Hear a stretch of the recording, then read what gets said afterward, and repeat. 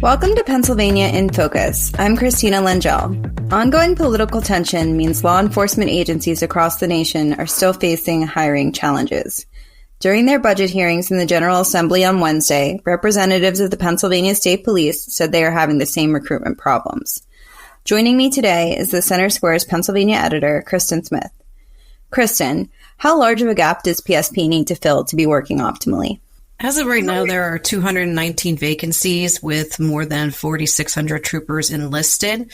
The trouble there is that the agency thinks this is not enough, especially with some of the bigger events that are coming up in 2026, like the FIFA World Cup, the NFL Draft, the 250 celebration of American independence. So that's something that's really weighing on them. It's hard to say how many they need to be working optimally, but their feeling is right now they certainly don't have enough. What is the complement cap and what factors go into planning personnel numbers? So the complement cap is the specific number of troopers that the agency can hire. So in this case, it's around 4,400. Paris said raising that cap is a key issue for them.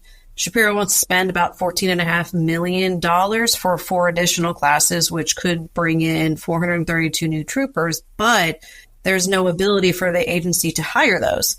So they're saying if that's the case, we just won't even have those classes, or we would have very small classes because we can't bring in that many new troopers because of the cap. It's also tricky because there's a wave of retirements that they are expecting soon. The mandatory retirement age is 60, but also members with 20 years of service are eligible. And you have about 1,150 members that are hitting 20 years of service in 2026. Now, they're not all going to retire immediately, but it would be anticipated that they will retire soon so that we could have a lot of vacancies show up in a year or 2 years. And so that complicates the issue. Then there's roughly 225 positions that are technically filled and staffed, but there's no person physically working the job right now because they're on personal or medical leave. So there's a lot of factors to weigh in here about what is the best complement, but what they know is that they want to see that complement cap rise. It's just that it can't be done without legislative approval. Does the current complement of state troopers reflect the makeup of the state, and what are their recruiting efforts like? It's continued to be a difficult recruiting environment for the agency. PSP Commissioner Christopher Paris says that, or he speculates that this can be due to generational differences. It's not as sought out of a career or as respected as it used to be. And they've taken steps in the last few years to kind of widen that net, and they dropped the college degree requirement in 2023. Paris said that roughly 45% of the first class to graduate after that new rule, they were not college graduates. So that certainly helped. That being said, diversity is still lagging. Paris said that in 2016, which was a low point for them, they had 268 Black, Brown, and Asian troopers. That number is now 408, but he says he would like to see that go a lot higher.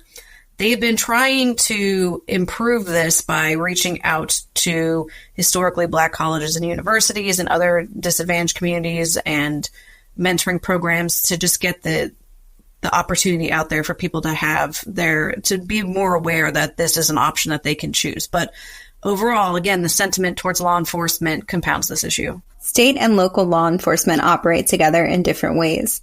How does that look in Pennsylvania, and what do the state troopers do in their roles? So this is one of the biggest challenges for Pennsylvania State Police and has been for many years. We have 67 counties in Pennsylvania, more than 2,500 municipalities, and 2/3 of those municipalities rely on state police for their law enforcement coverage because they don't have the tax base to afford a local agency. So they're patrolling hundreds of miles of state roads. They're filling in more rural communities. Some people say that they're 45 minutes to an hour out from where a police officer could get to them in an emergency call. So that is a huge responsibility that they take on that weighs on them, especially with these staffing issues. And then they also back up the local law enforcement agencies that do exist, and they need help constantly. They serve as liquor control and gaming enforcement.